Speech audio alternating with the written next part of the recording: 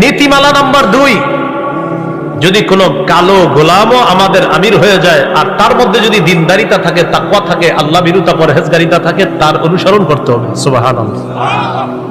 সহিহ মুসলিমের হাদিস 1838 নম্বর হাদিস।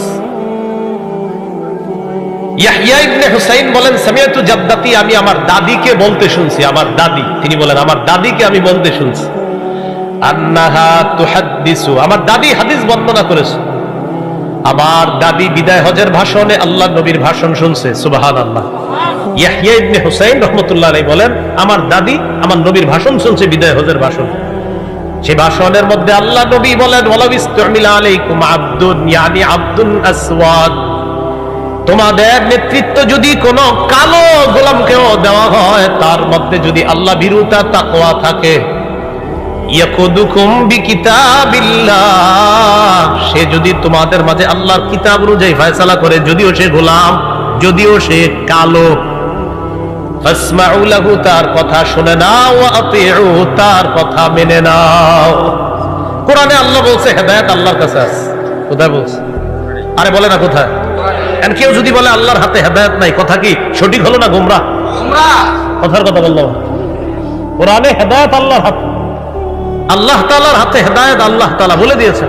আর কেউ যদি বলে যে আল্লাহর হাতে হেদায়েত নাই, এটা নিঃসন্দেহে গোমরাহি, পথভ্রষ্ট কথা। এরকম কথা, এটা কি কোরআনের পক্ষে হলো না কোরআনের বিরুদ্ধে কথা হলো?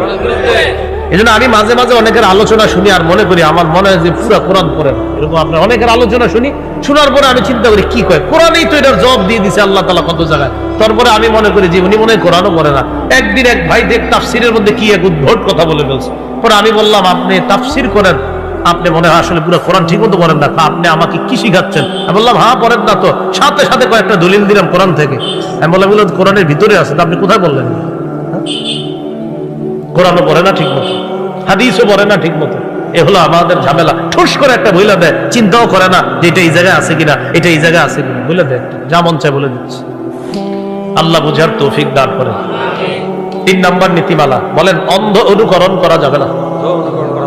সূরা মাইদা 104 নম্বর আয়াত। অন্ধ অনুকরণ কারো করা যাবে না। কোন সূরার কত নম্বর আয়াতের দলিল? 104 নম্বর আয়াত। বলেন 7 নম্বর পারা, 4 নম্বর পৃষ্ঠার একদম শুরুর লাইন।